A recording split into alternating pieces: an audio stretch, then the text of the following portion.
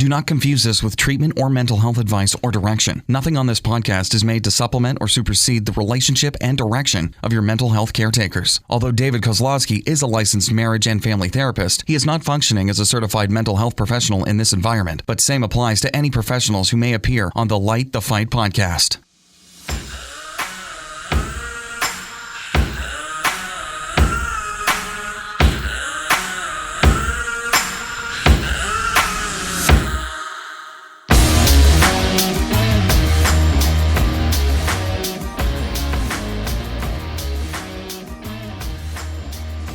One, two, three, four. Let me hear you scream some more. Light the fight. Light the fight. You guys, Dave was a cheerleader in high Light the school. fight. I was a cheerleader supporter. Okay, I was the guy with the taped wrists that was spotting. No, I did not do that. So, interesting enough, some of my good friends did that, and I still give them trash to this day. But it's all good and fun. They had a hard time dating, so at least they get to hang out with girls somehow. Just, do cheerleading practice with them. So. That's a stern look.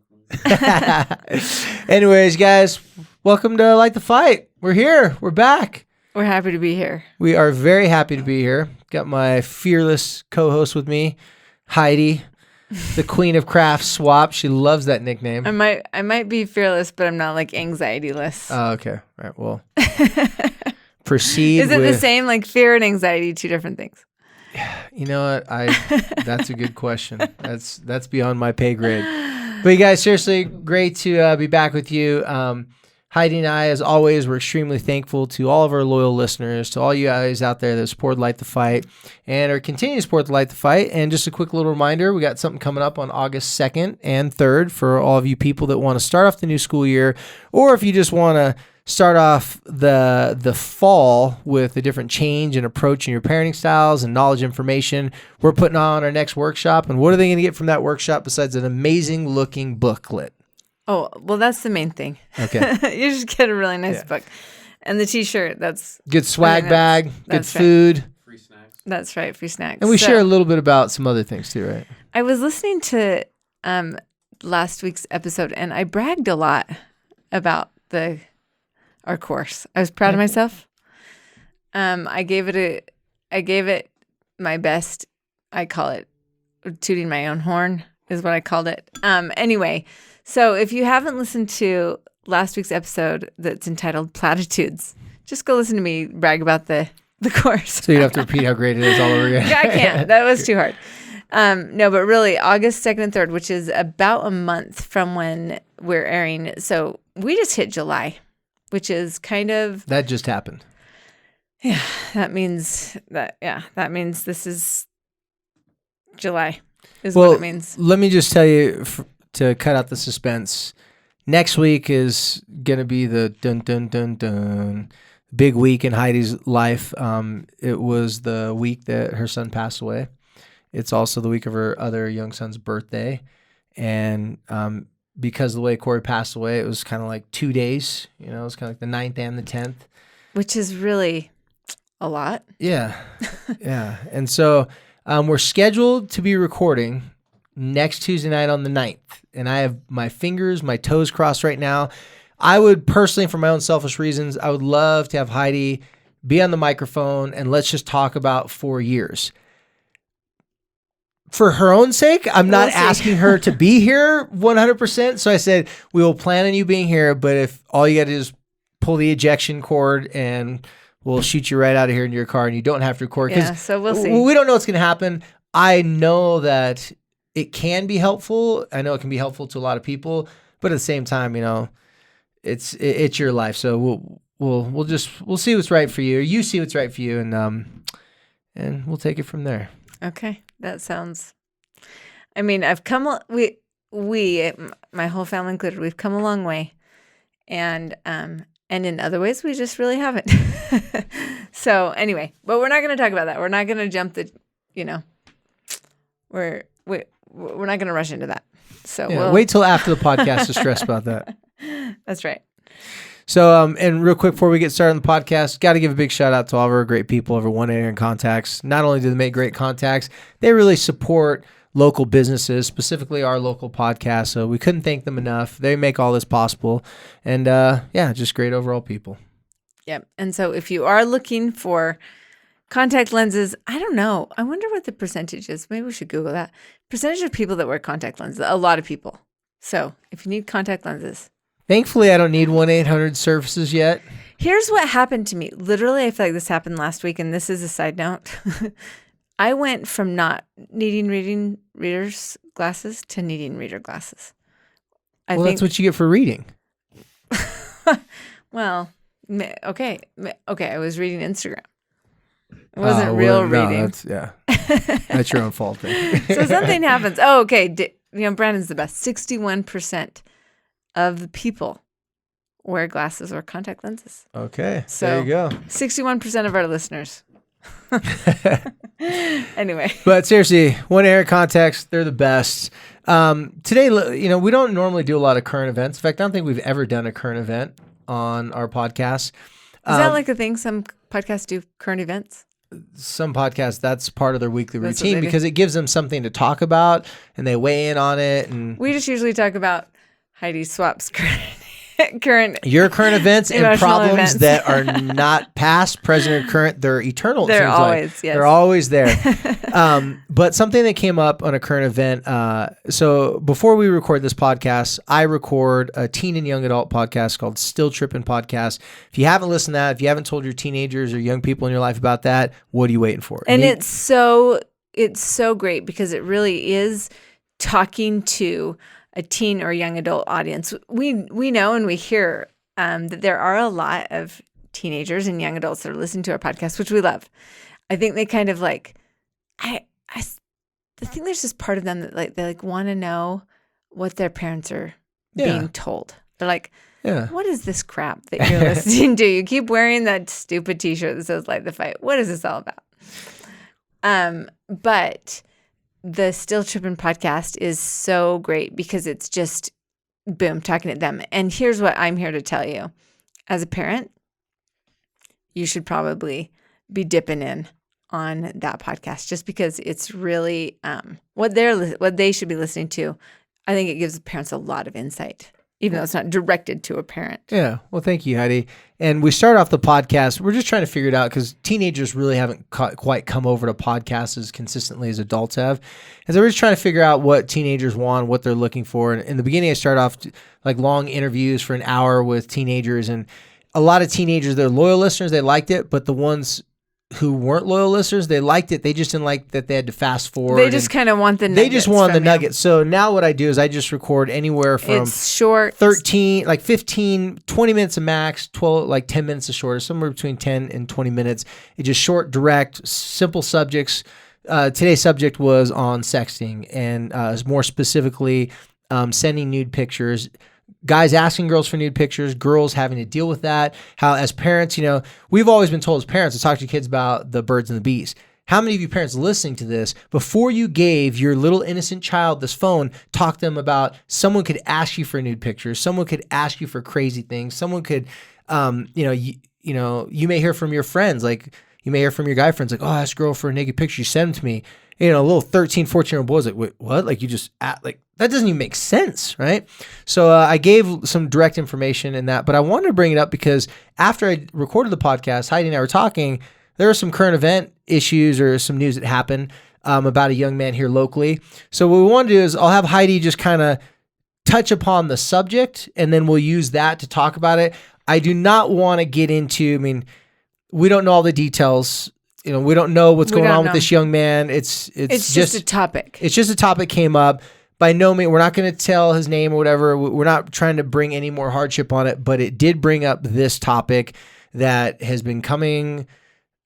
Unfortunately, it's all too familiar in where I sit working with teenagers, where a young girl, young boy coming into me and they got themselves into some type of trouble due to asking or sending of the nude pictures, in between each other, amongst friends. So that's what we're about to get into right now. So just I had an interesting experience, and this was actually like several months ago. I'm at Walmart, and it was late, and that's when I like to do my shopping when nobody else is there, and I just have to deal with all of the boxes in the aisles.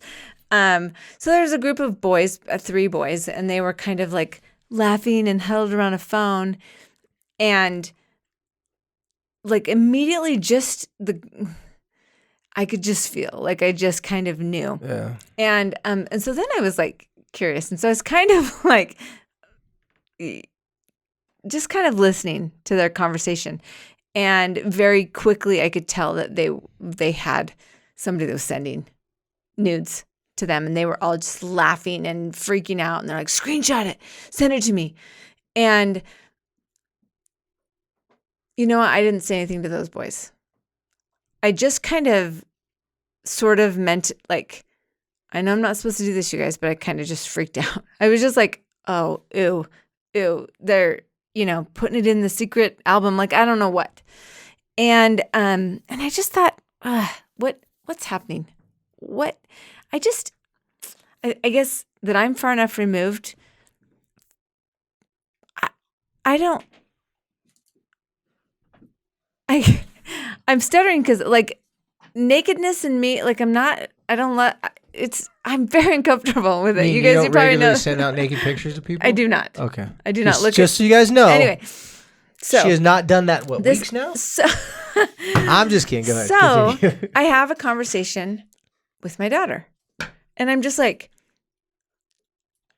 you're not, like, and like, I'm not even forming whole sentences. Like you can see me, I'm just like, so you can tell about how uncomfortable you are about what you must be referring to. You would know. Like, that's not right. And then she starts telling me how often she's been asked. Yeah. By not even someone that she likes or would want to like. It's like someone like random. Like the audacity that they would have to ask her is absolutely absurd and ridiculous. Yeah. And then she's never so I asked her, is there anybody that's blackmailed you or tried to blackmail you or has, and she went on to share with me some experiences of some people that she knows, acquaintance that kind of got into some trouble by posting pictures or sharing pictures that they didn't think were ever going to get into the hands of somebody. And so there's kind of that side. But she also shared some experiences that she knew about girls talking about things that they were like, yeah, here you go. Like that was how they were making friends or something like that. I don't really know. And so this dynamic is very, I think for me in my life, in like my realm of things that are even possible, like this was outside of it. Yeah. And then when you start explaining to a teenager that it's actually child pornography and that it's punishable by law, they don't even know how serious it can be. And so it's a conversation that I think needs to start really young, and that your child needs to know if anybody approaches them or tries to manipulate them or threatens them, boom, that's an immediate ask for help. Yeah. And what happened, what came out today in the news is a young man was accused of multiple charges of coercion. Like a blackmail situation, maybe. Threatening girls that if they didn't send him nude pictures that he would he would Photoshop pictures, put them out there, or the girls that did send him nude pictures, if they didn't send him more, that he would send those out to everybody, obviously, their parents. We don't really know.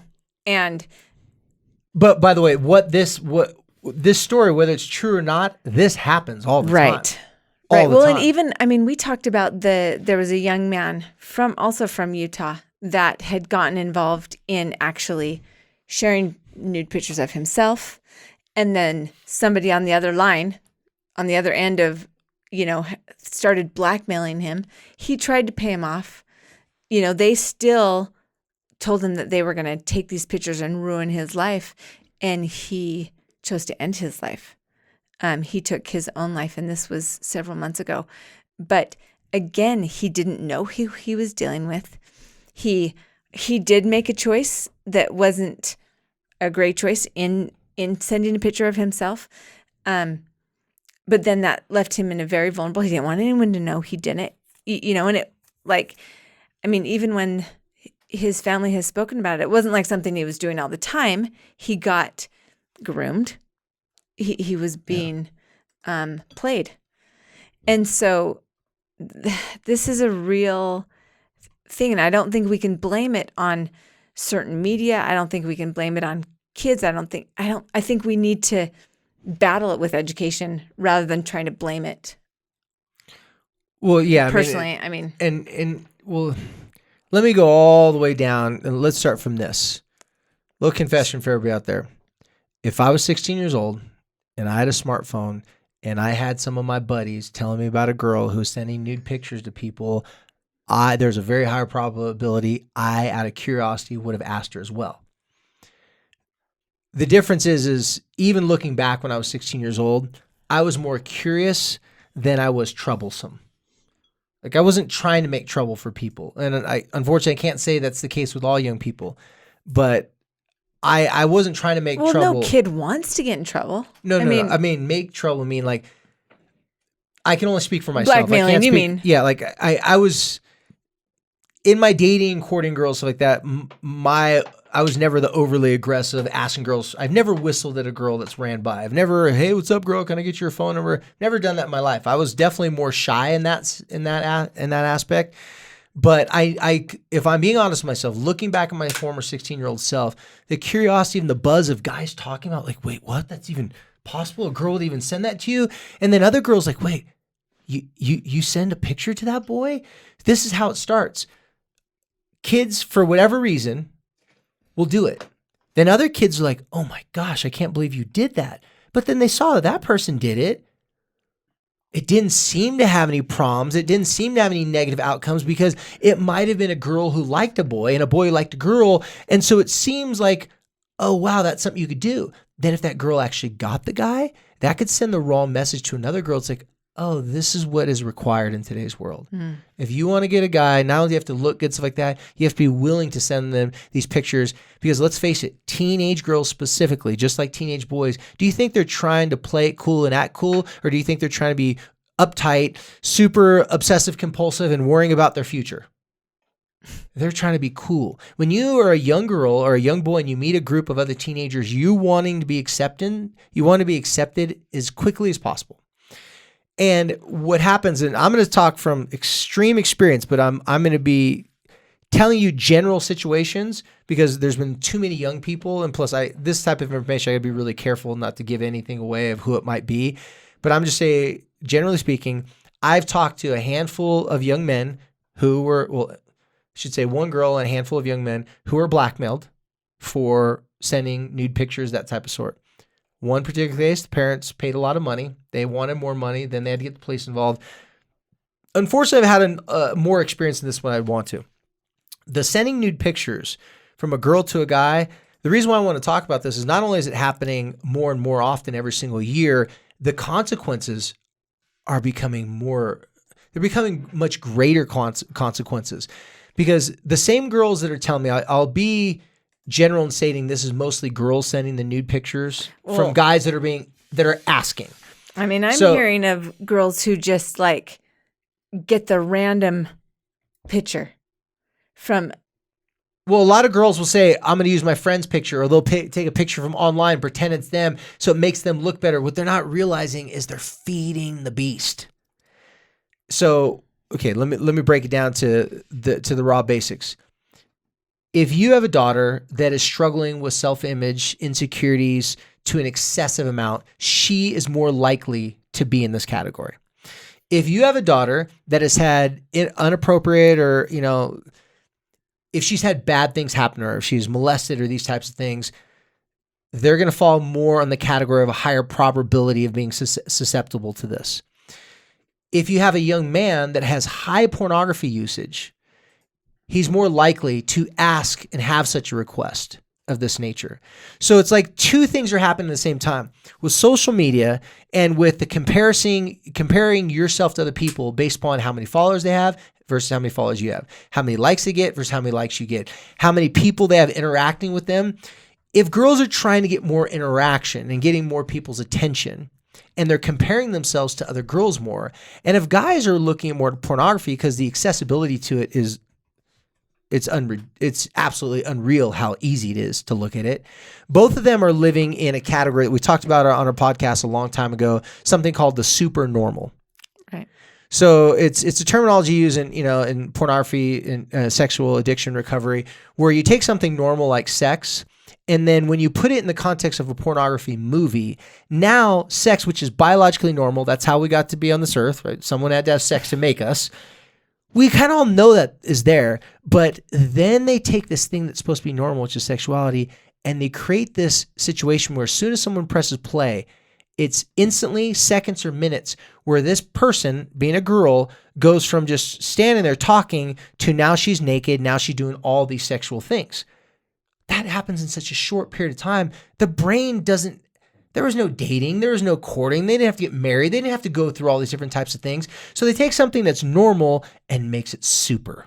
So that's super normal for girls seeing this attention from social media of like, oh my gosh, or they hear a rumor of this other girl, she sent a nude to someone, or even worse. And this has been happening throughout the past 3 years a lot more, specifically with Snapchat and Instagram, but more with Snapchat. Girls are actually making a business off it. They're selling pictures of themselves. They do away. There's this weird, if you want to Google. Like Venmo? I mean. I don't want to get like. We'll talk offline. Yeah, we'll talk offline. For all you guys listening. I'm not trying to start a business. For all you guys listening, apparently, no, this is information you should know.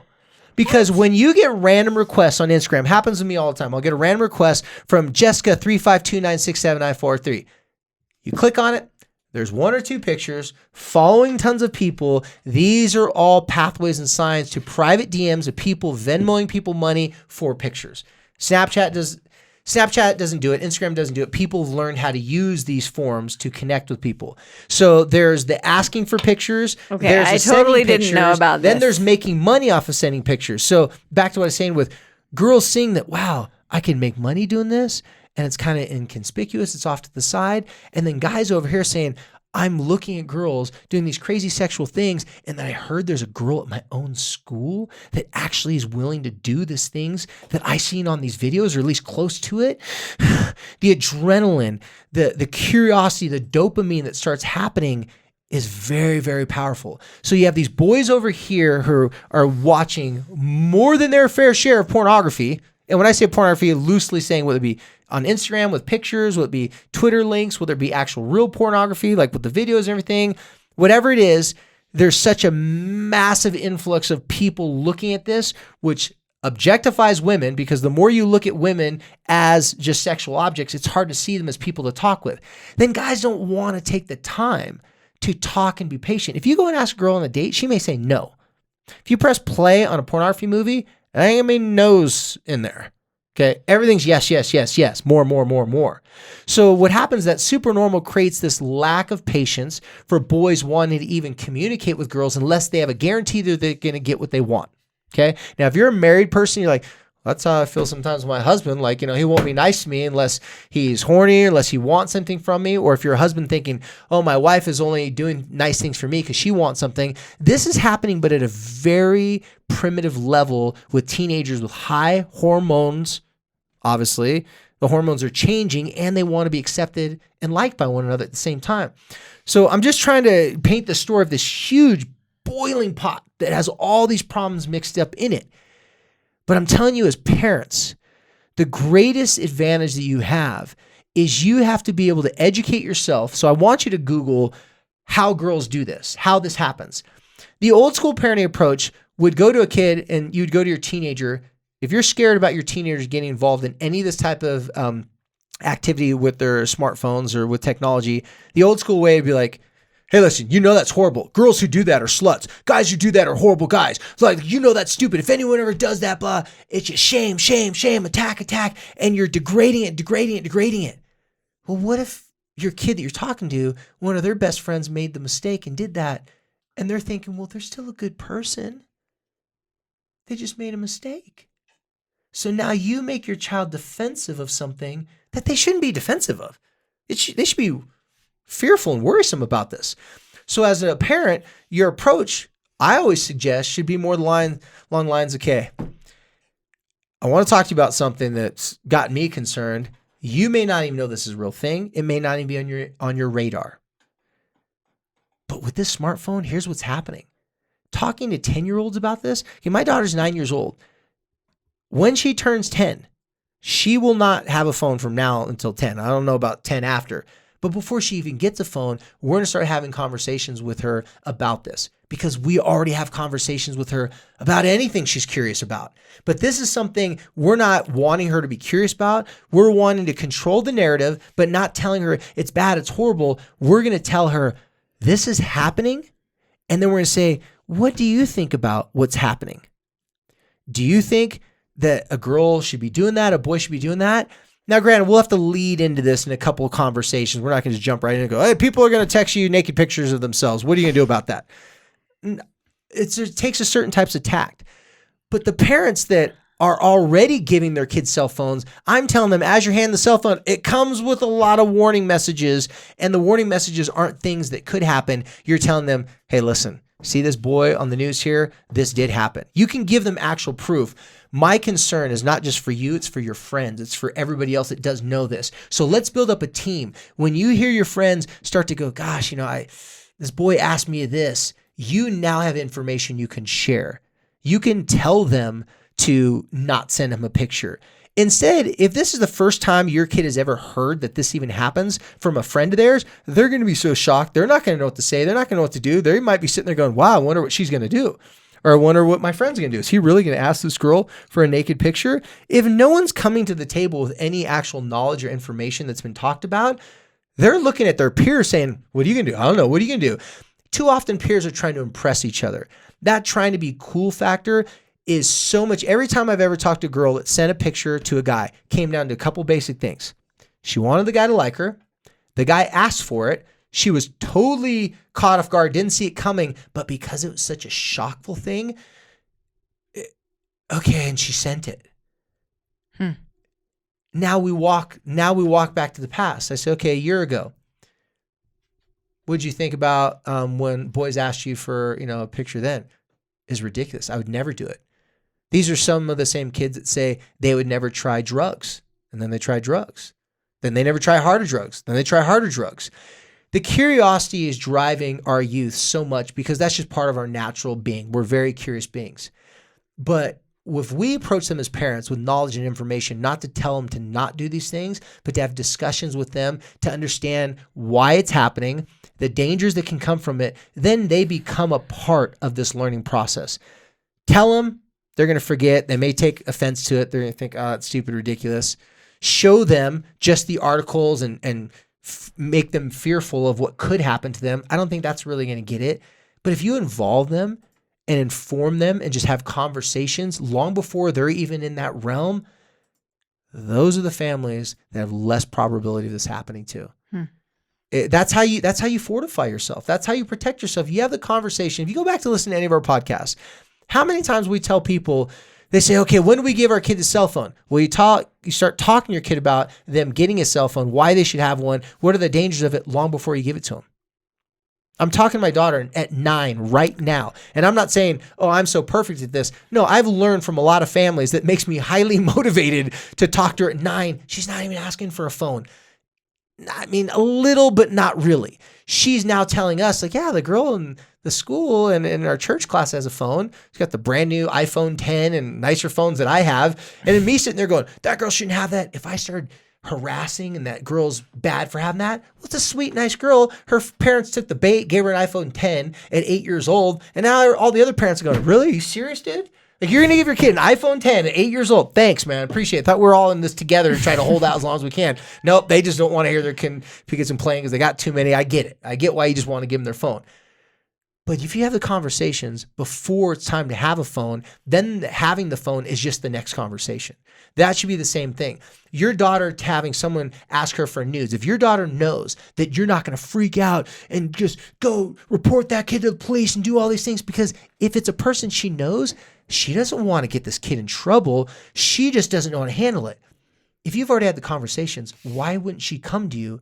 If you've shown her, you come to me, we'll talk about it. You got a no narc out policy. I'll just help you make the right decision. Now in the back of your mind going, if it's crazy, I'm going to kill this kid. But are you trying to tell your daughter or your son, for that matter, that your job is to protect them from anyone ever saying mean, weird, cruel, crazy things to them? Or you're just going to help them figure out how to handle it? I would say the latter, because the first one's going to happen. Everybody's going to say crazy stuff to you. That's why when I talked about... Okay, because my instinct would be, oh, you give me that phone and you let me send this kid a text. Yeah, that would be the instinct. Now, don't get me wrong, parents. Now, don't get me wrong. I'm speaking general. If there's some crazy stuff that's like, I'm going to you can this and that. Okay, involved. I'm just talking about like a teenage boy said, hey, will you send me some nudes? It's always like that. Send me some nudes. Because it's so short and it's so vague and open-ended, that's the power of, it's like the sales approach. It's like the salesman only asks a question, and then now you have to sit there and break the silence. Are you going to say yes or no? Yes, they want to put the pressure on you to accept or not accept. I had a girl one time, this was a long time ago. She got a good connection with this guy. They really liked each other. But this kid obviously had some weird sexual issues. And they connected. And then one day they're talking about, they're both had, mutual struggles. Then one day out of the blue, he's like, where you at? She's like, I'm at my grandma's house. So will you send me some nudes? She was like, she thought he liked her and they were going to date. And then she was doing it. After a while, she's like, you know what? It's making me feel like crap. Like, I just want to let you know I'll send them to you, but I feel horrible and I cry every time I send them to you. He's like, don't let me persuade you that you got to say no to me. So he was putting it on her that she wasn't strong enough to say no to him. He's like, I just get weak sometimes. You just got to, whenever I ask, just say no then if you don't want to do it. But if you do want to do it, you can do it. But if you don't feel like doing it, then just say no to me. This was so confusing for this girl. Well, it's so confusing for him. Oh yeah, and here's the normal story from girls that I talk to. I say, have you ever heard that people can do this thing called screenshot?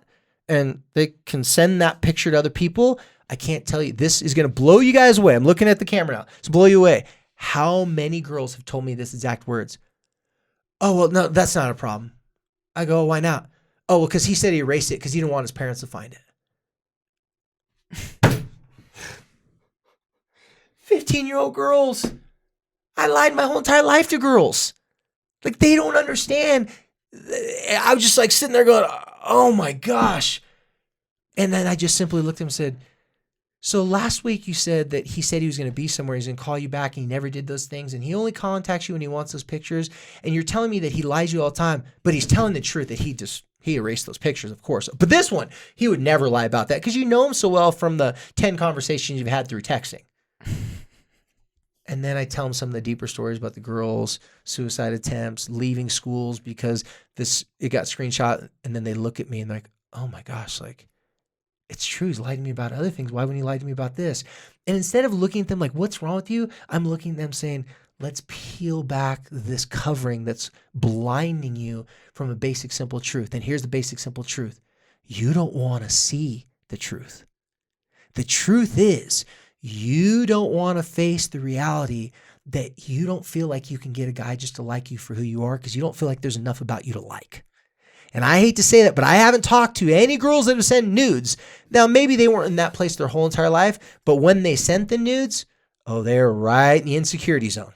They're right, and something was going on in their life where they felt like nobody wanted them, no one liked them, they're down and out, and that fix that someone wanted something from them.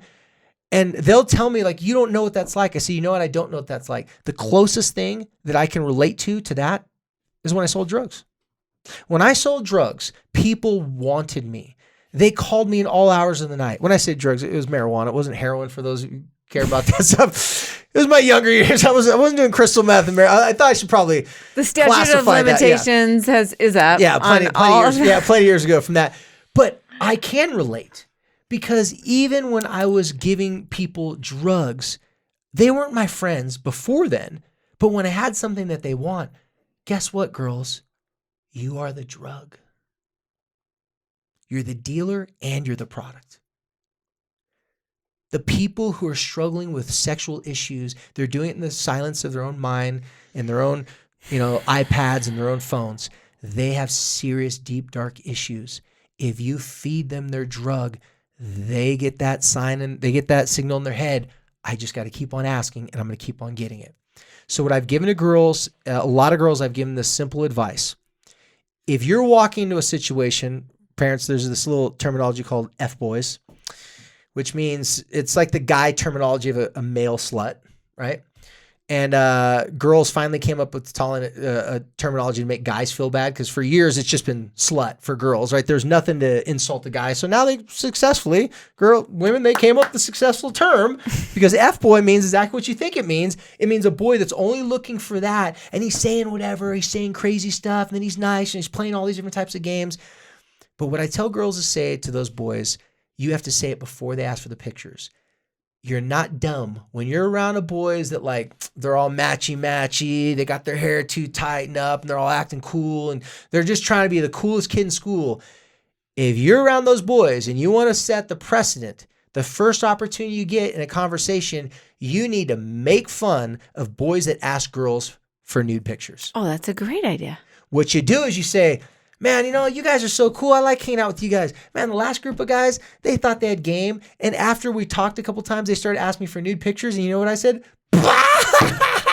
I laughed at them, because what is this, like 2012? Like, who sends out nude pictures? Only girls send out nude pictures are girls that don't have confidence, don't believe in themselves. Can you believe that guys are still doing that in 2019? And you look at the boy in the eyes like, oh yeah, I would never do that, You're telling them, don't ask me for nude pictures, because the last time a dude did that, I made fun of him and made him feel stupid. Now, granted, some girls aren't that confident and make fun and feel stupid, but some girls, just by them saying, gosh, that's so 2 years ago, that's so childish, like what girl would possibly fall for that today? Like, now if guys ask me for nude pictures, I laugh at them. I think it's funny. Every girl that said that, they said, oddly enough, the guys in that group never asked them for nude pictures, even when they know those guys had asked their friends for nude pictures. Everyone knows who is a mark and who is not available. And if you don't know what a mark means, it's a prison terminology. They look for someone who they could take advantage of. It's like, oh, that guy's not confident. We're going to take, his cigarettes or whatever it is. Like, they're looking for someone to pinpoint out, right? That they're going to bully in prison. Well, in social groups, I learned so much from David. You guys. In social groups, it's the same thing. If guys walk up and they see there's that girl, she's the A on the popularity scale. She's good looking. She's got tons of friends. That girl that's like on a 10 for all the guys, very few guys, their peers are going to say, hey, send me some nudes. They wouldn't have the guts to ask that girl. That girl's like way out of their league. But you know who they're going to ask? The girl that's her friend that's just sitting there all quiet and shy, like, oh, this girl is insecure. I can smell it. She won't say no. Parents, we have a lot of work to do. Not only do we have to strengthen your daughters and your sons, guys too. I said, you know what? Guys that do that, because sometimes guys will come to me and say they got in trouble because they did that and they got caught and, asking girls for pictures. I said, guys that do that, I said, you got to make a choice. There's a line in the sign. Are you going to be the guy who wants to get as many girls as you can and hook up as many times you can so that you can put notches on your bedpost, be like, look at me, I hooked up with all these girls? Or you want to be the guy that has the quality? You can't have quantity and quality. You can't be trying to hook up as many girls as you can and get girls that you're going to like. Now, guys that come and talk to me, they're not usually on the side of, oh, I just want to hook up with many girls. They've gotten in trouble. They realize that it doesn't feel good when you find out from a girl that it hurt her feelings, that she didn't want to do that, or that she felt pressured. A lot of guys, that they didn't know they're even pressuring it by asking. They thought, oh, I just asked. It's a simple question. It's not a simple question, because no one asked that question before social media came out, ever, unless you're like in a dating real relationship with someone. So have conversations with their daughters, have conversations with their sons, but also we have to make them self-confident. When I say make them become self-confident, we have to help them become self-confident. So instead of just telling them what to be wary of, help them come up with solutions that if someone asked them this, how would they like to respond? What do they think they respond? Have they heard? Let's Google it. I had this one parent, she asked her daughter, what do you think you'd say to a boy that asked you this in the future? Because she'd actually send nudes. She'd learned the hard way that's not a good thing. She said, well, I'd probably say this and that. You know what her mom did? And her? They go, let's Google it. Best responses to give to guys that ask you for nude pictures when you don't want to send them. Go ahead and Google that. Oh, there's some creative responses. You'll find a response that fits your personality type. Said some girls were very Are you Googling that right now? Some girls are very, oh, hell no, you didn't just ask me for that. Other girls, just give them a nice ghost. Don't say a word, don't say nothing, because that says a whole lot inside of itself. And then when they see you face to face, who do you think's the uncomfortable one? See, if someone asks you for a nude, do you want to make them feel as uncomfortable as you ask them? never respond. And they say, did you get my last text? Then you simply say, pretend that you don't understand what it is. Yeah, it's like, what do you mean, nudes of what? It's like, oh yeah, that's another one. We're reading offline. One of them says, pretend that you don't understand what he's asking for. Oh. That's a good one. The reason why that's a good one is someone can say, hey, can you send me some nudes? And you can respond back, of my French bulldog? And they said, there no. are some good ones here, you guys. He's not lying. It's not just this mom and this daughter came up with it. I go, I never thought about it. They pulled it up and I was busting up laughing. Some of these responses are so good because just because someone says something to you that shocks you, makes you feel uncomfortable, who's to say you can't make them feel uncomfortable back? Read one. Respond with quotes from Nicolas Cage movies.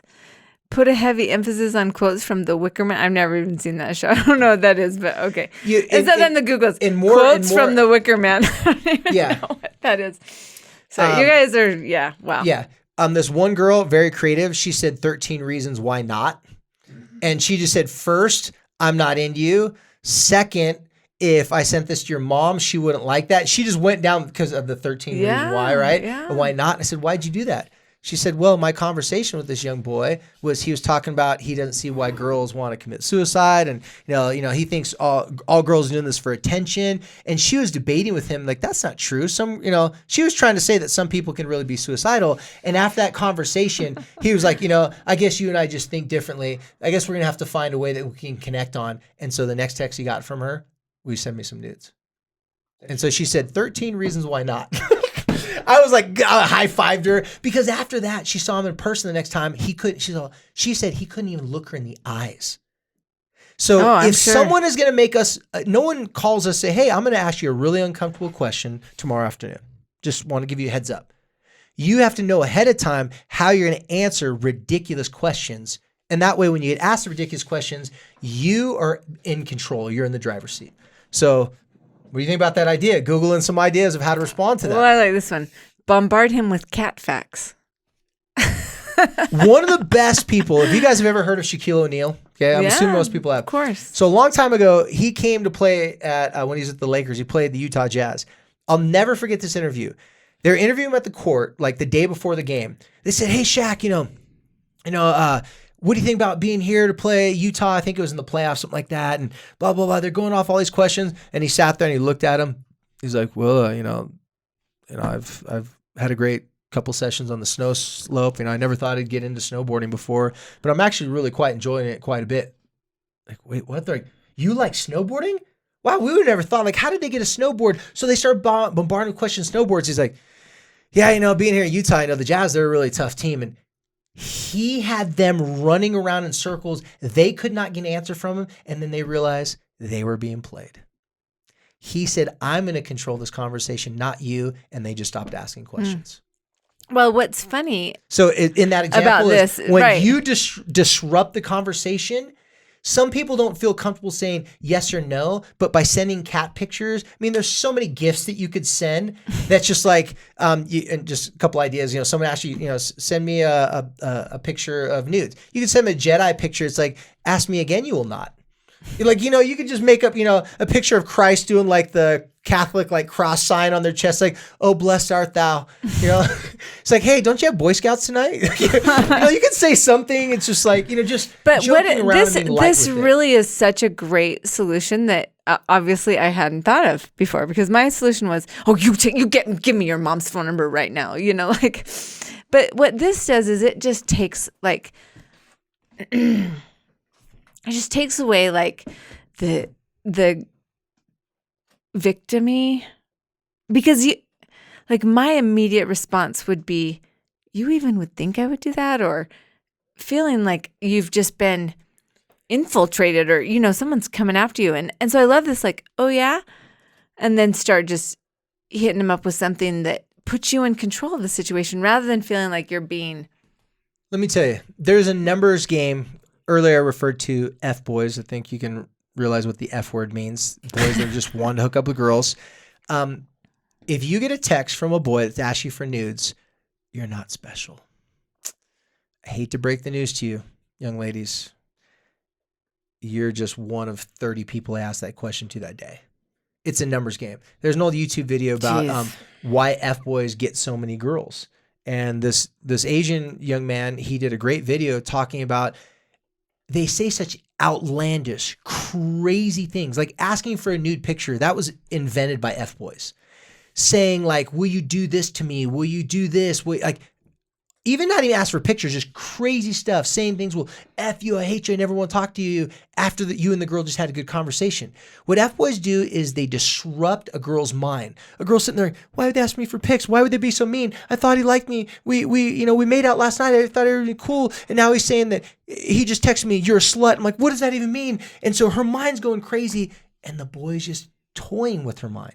The reason why this happens is the girl's trying to make sense of something that the guy is just throwing out there to disrupt her sense of self. Because if she doesn't have a sense of self, she's more likely to give hers up to him.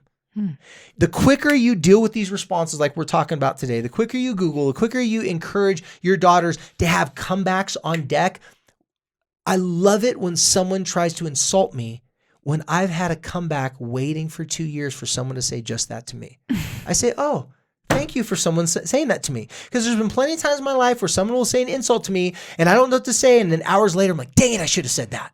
Well, those don't count because we all know when someone does a zinger at you or insults you or messes around with you, especially if it's a friend trying to poke at you, you got about 5, 4, 3, 2, 1, they got you.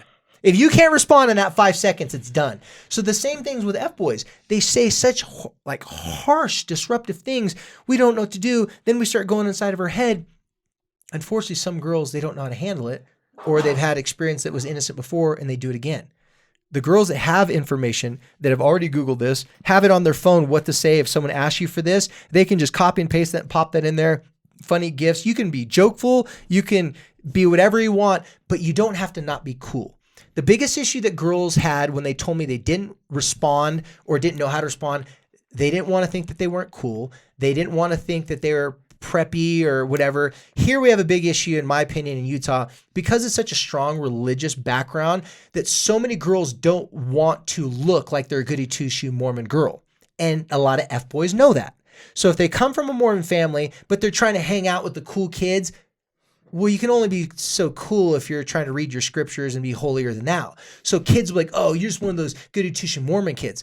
Well, it's not super sexy to be Mormon because a lot of kids associate that with not being culturally diverse or not having open-mindedness.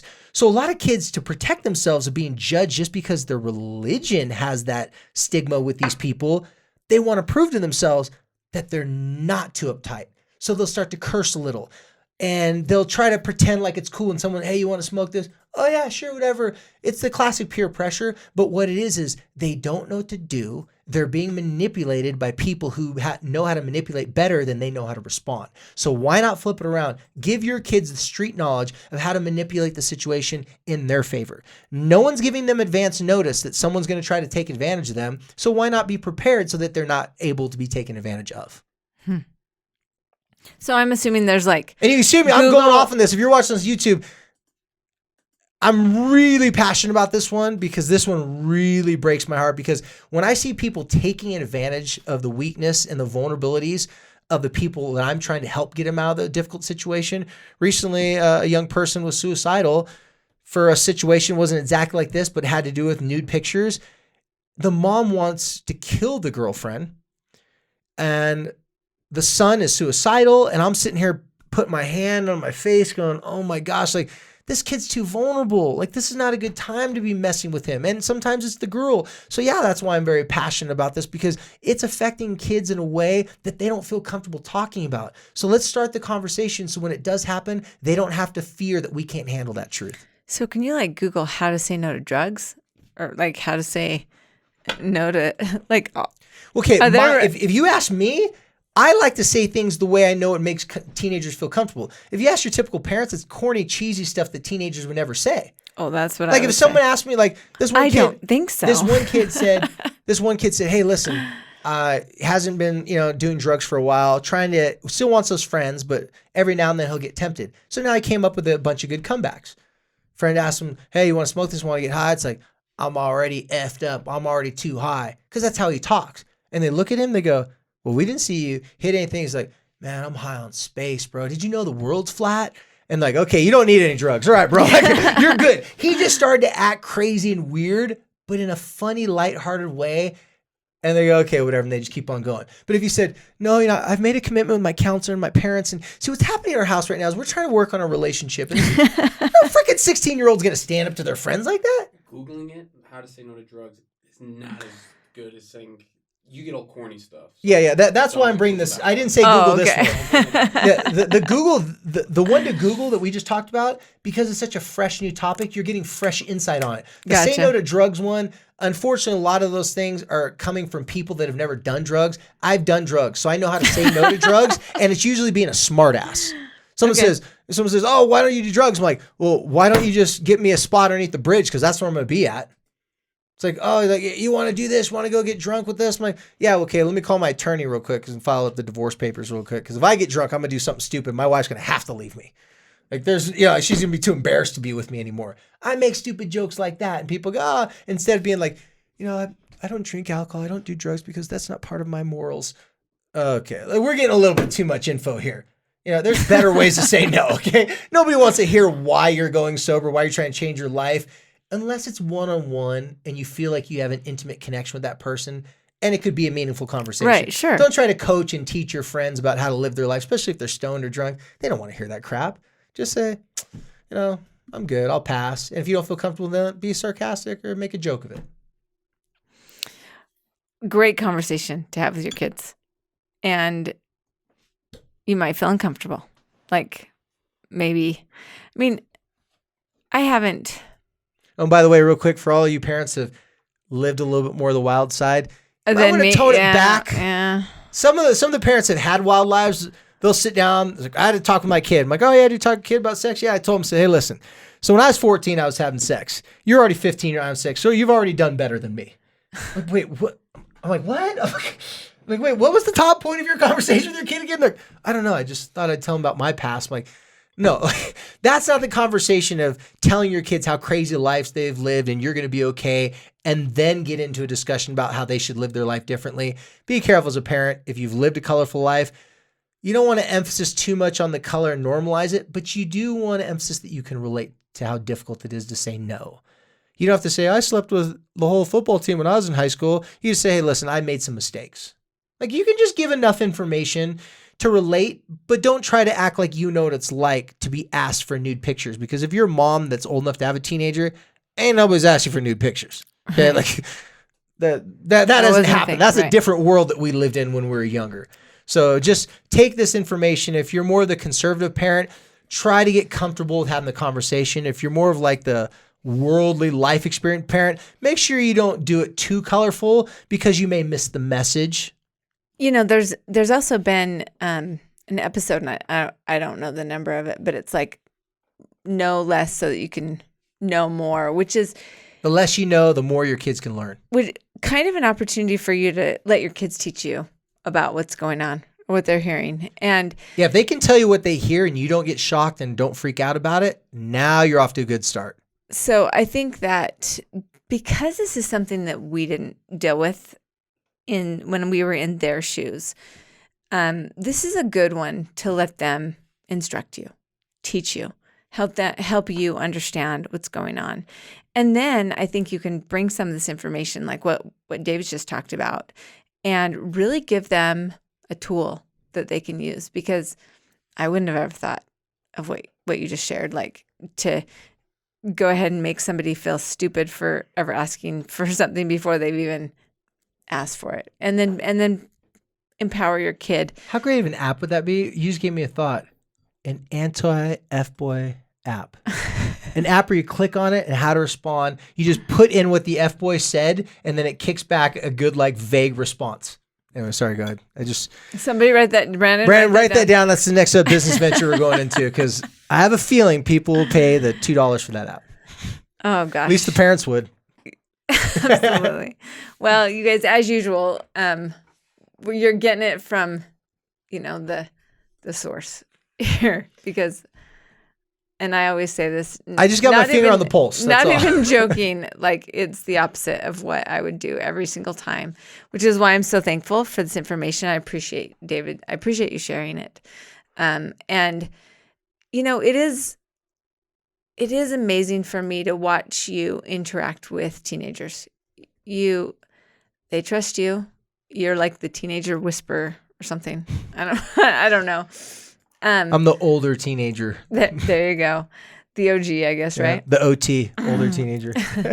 And so you guys, this topic isn't going away.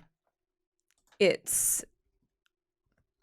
just going to expand. People will find ways to exploit it, ways to make money out of it, ways to create shame.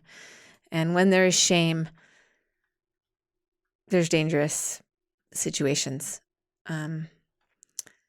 It's probably not too soon. I mean, I will say that I'm shocked what I learned from my child who's in 7th grade about what she's seen and hearing. And so, you can don't think that it's too soon to talk to your kids. And I don't know if I've talked about this recently on the podcast, but I used to say there's a 4-year rule. Then I said there's a 5-year rule. And now I'm saying it's more like of a 6-year rule. The information that we were privy to when we became adults at 18 years old is now being introduced. I mean, that type of information is being talked about freely and openly around 12-year-olds. So it's just every decade, it seems like we're just getting more information down to younger years. So sometimes your best offense is really good defense. Sometimes starting these conversations before they're actually even a conversation helps you have the conversation so it stays, hey, let's talk about this, versus my parents have proven me they can't talk about it. So if they can't talk about it, I can't share it. Right. Then I'm going to have to go to Susie and Johnny and ask them for their advice, and they're just as stupid as I am. So as per usual here at Light the Fight, we talk about the things that you would never talk about with anybody else. And we give you the And if your kids are named Susie and Johnny, really... I'm not calling your kids stupid, just saying. These are vital conversations to have. Yep. So thank you, David. And I appreciate it. I need this pep talk and this insider information probably. I mean, just as much as everybody who's listening. You're not immune. Your kid's not immune. Your school's not immune. Your neighbor's not immune. So be ahead of it. And that's what I really like about Light the Fight, is that we're just turning the light on stuff that everybody else would love to just maybe not talk about, maybe not have to deal with. And here we are just putting it on blast. And if you don't believe us that kids are actually asking each other for nude pictures, we could have a principal from a local high school come in here and tell you about how many she hears of a day are happening. We should do that.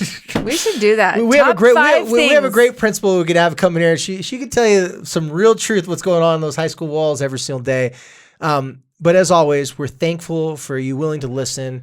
I said earlier, I'm really passionate about this one because I've seen the dark holes and the dark pathways that this could lead, and how innocent young kids just being curious can get themselves into some pretty difficult circumstances. Yeah. So this is the epitome of a dark subject that we're here to shine some light on. So thank you for listening. Thank you, David. Thanks, Brandon, for the Google. And thank you guys for helping us to light the fight.